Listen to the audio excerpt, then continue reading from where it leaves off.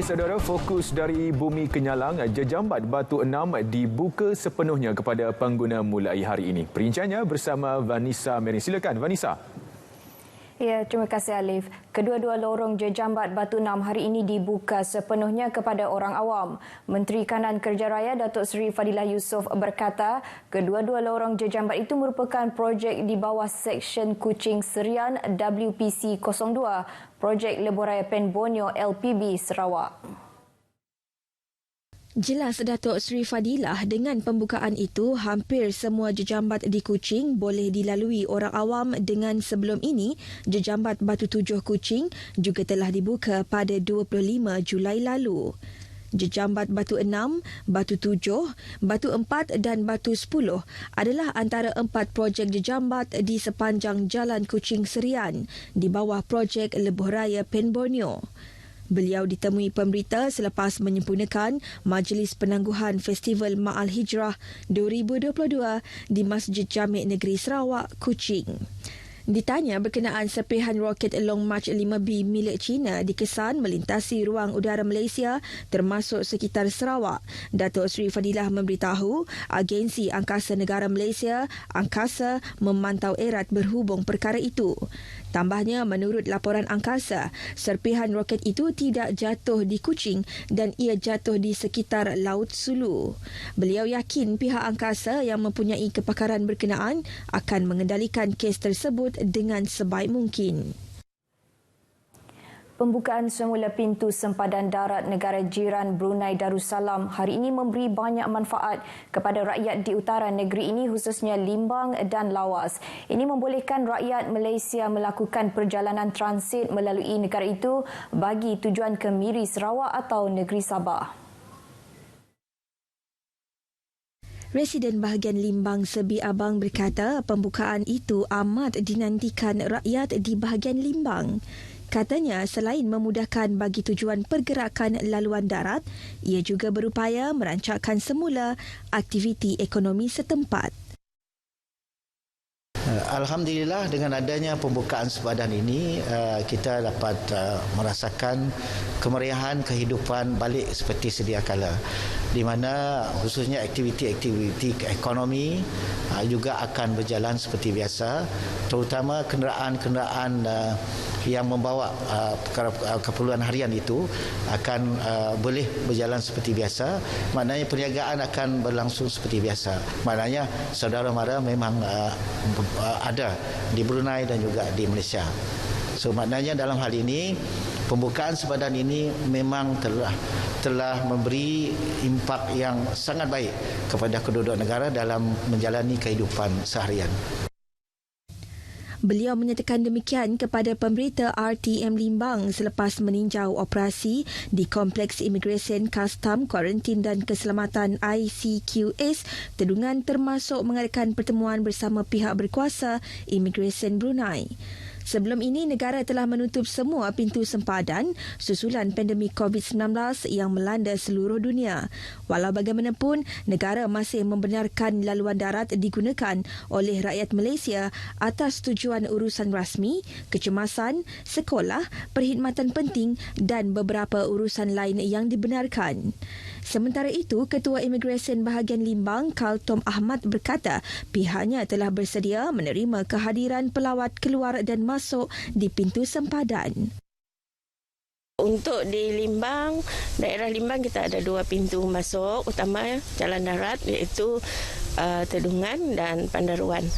So bagi persediaan, pihak Immigration memang telah memastikanlah kesediaan daripada especially pegawai lah yang akan bertugas, dan kita bersedia untuk membuka 4 kaunter masuk dan 4 kaunter keluar bagi memberi kemudahan pergerakan pelawat masuk dan keluar melalui ICQS Tedungan lah.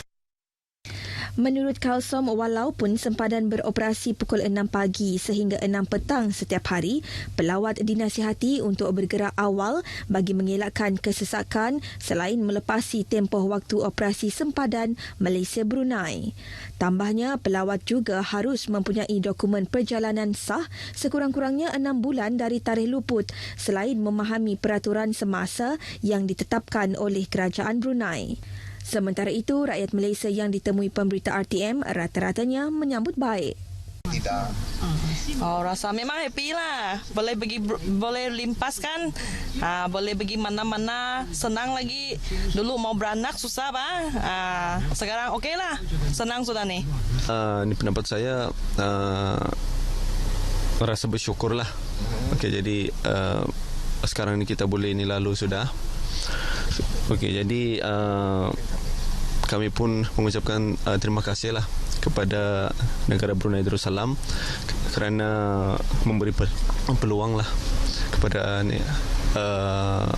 rakyat Malaysia untuk lalu. Sementara itu, tinjauan di pos sempadan Kompleks Kastam, Imigresen dan Kuarantin Sarawak ICQS Sungai Tujuh Kuala Baram mendapati kenderaan dari negara Brunei Darussalam mula memasuki negara sejak pagi tadi sebaik pengumuman pintu sempadan dibuka hari ini. Selain kenderaan dari Brunei, turut kelihatan ialah kenderaan dari negara ini memasuki pos sempadan di ICQS Sungai Tujuh, iaitu perjalanan dari bahagian Limbang ke Miri. Pengembara yang ditemui menzahirkan rasa syukur kerana dapat membuat perjalanan keluar masuk ke Miri, Brunei dan Limbang setelah lebih 2 tahun sekatan perjalanan dikuatkuasakan ekoran pandemik COVID-19. Alhamdulillah. Happy lah pasal dapat masuk border pun buka juga sudah. Rakyat Brunei dapat masuk juga, jumpa family, bukan juga akan shopping apa juga. Itu je lah Khalid. Syukur Alhamdulillah boleh masuk sudah start 1 bulan 8 ni lah. Happy sangat dapat jalan-jalan ke Miri. Ini datang masuk Miri untuk jalan-jalan saja ke bang? Ada urusan sikit lah. Urusan. Happy lah sebab tak perlu bayar mahal kan untuk flight, jimat sikit lah. Dan senang lah, tak perlu bayar tol sebab semua online kan. Sementara itu, rata-rata pengembara yang ditemui memberitahu aliran trafik serta urusan di pos sempadan kedua-dua buah negara lancar pagi tadi. Turut hadir membuat tinjauan Timbalan Pengarah Imigresen Negeri Sarawak, Kawalan, Alice Alexius dan Ketua Imigresen Bahagian Miri, Mary Ajeng. Perjuangan pahlawan terdahulu yang telah berkorban nyawa dalam mempertahankan tanah air perlu sentiasa diingati. Timbalan Menteri Kesihatan Dato' Aaron Agodagang berkata, jasa dan semangat juang pahlawan terdahulu perlu diserapkan dalam diri masing-masing dalam mempertahankan kedaulatan tanah air. Bukan saja inilah perayaan Hari Pahlawan atau Heroes Day, tetapi juga boleh memberi semangat kepada anggota-anggota tentera dan polis yang masih berkhidmat di kalangan kita. Beliau turut berterima kasih kepada anggota tentera dan polis yang bersama-sama Kementerian Kesihatan sepanjang tempoh negara berdepan dengan wabak COVID-19. Bahagian penentu anggota kesempatan, tentera dan juga polis yang sama-sama dengan pegawai-pegawai kesihatan menjadi frontliners untuk berhadapan dengan army yang kita tidak dapat lihat masa itu. Beliau berucap pada sambutan Hari Pahlawan peringkat bahagian Sibu bertempat di Tugu Peringatan EMA Kanowit. Sebagai ahli Parlimen Kanowit, beliau menyifatkan Tugu Pahlawan merupakan simbol perjuangan dan ia juga bagi menghargai jasa pahlawan terdahulu yang sanggup berkorban nyawa menjaga kedaulatan negara. Tugu ini terpatri nama 12 anggota askar sempadan yang terkorban semasa bertempur dengan pengganas komunis dalam peristiwa berdarah di Pendam Bungkang, Sungai Ngemah 46 tahun lepas. Satu objek hitam menyamai tong gas ditemukan tertanam lebih kurang 1 meter di pekan sepupuk Lamaniah Miri semalam. Ketua Polis Daerah Miri, SCP Alexan Nagacabu mendedahkan objek yang belum dikenal pasti itu dipercayai terjatuh. Berikutan terdapat kawah di tepinya yang menunjukkan impak kejatuhan. Susulan itu, pihaknya telah meminta bantuan sepasukan bomba lengkap dengan peralatan pernafasan bagi mengenal pasti objek terbabit yang berkemungkinan serpihan roket Long March 5B milik China yang masuk semula ke bumi baru-baru ini. Sebagai langkah keselamatan, pihaknya turut meminta 2 buah keluarga yang tinggal berhampiran kawasan terbabit untuk mengosongkan kediaman buat sementara waktu. Pihaknya turut meminta bantuan dari pasukan khas bahan kimia berbahaya Hazmat dari Balai Bomba dan Penyelamat Sarawak dan pihak Kementerian Sains, Teknologi dan Alam Sekitar untuk menganalisa lokasi kejadian. Lokasi kejadian dipantau dengan rapi untuk memastikan tiada sebarang kejadian yang tidak diingini berlaku. SCP Alexan yang dihubungi pemberita RTM mengesahkan perkara terbabit di Kuching. Menurut saksi kejadian Ho Cheng Seng, beliau dimaklumkan oleh adiknya yang terdengar bunyi dentuman kuat pada lewat malam satu lepas di laman rumah mereka. Meskipun begitu, beliau tidak menyangka ia merupakan objek yang terjatuh dalam kelajuan yang tinggi. Buat masa ini, pihak polis dan bomba masih berada di lokasi kejadian bagi mengenal pasti objek terbabit sebelum mengambil tindakan selanjutnya.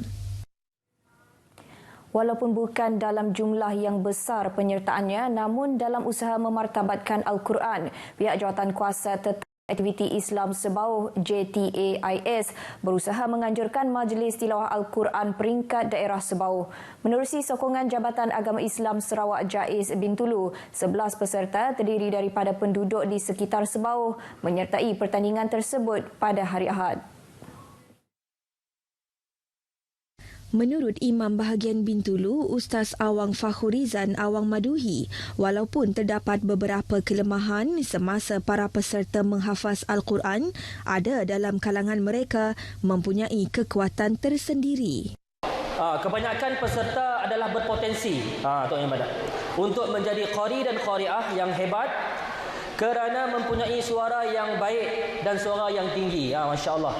Di Sebauh tadi memang dengar ada beberapa orang suara. Tuan Hakim Tuan Hanum dengarlah.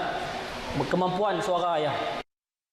Malah bagi mempertingkatkan kemahiran dan bacaan para peserta untuk ke pertandingan akan datang, digalakkan menghadiri kelas bersama pihak Jais Bintulu.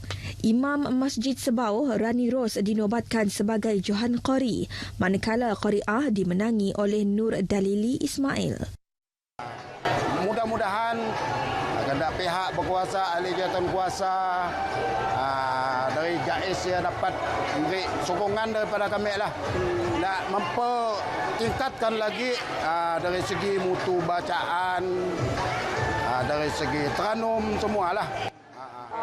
Mungkin kami perlu belajar dari orang yang pandai lagi lah untuk kami memantapkan lagi bacaan kami dari sialah. Hadiah pertandingan telah disampaikan oleh Penghulu Daerah Sebauh, Penghulu Morsyidi Tali mewakili Pegawai Daerah Sebauh. Dalam ucapan beliau sebelum itu menghargai kesungguhan JTAIS merealisasikan Majlis Tilawah Al-Quran peringkat daerah Sebauh di Balai Raya Kampung Hilir Sebauh itu. Baik, dengan itu sekian berita dari Sarawak. Kita kembali bersama Alif Dian Kasapuri. Silakan. Ya, terima kasih Vanessa.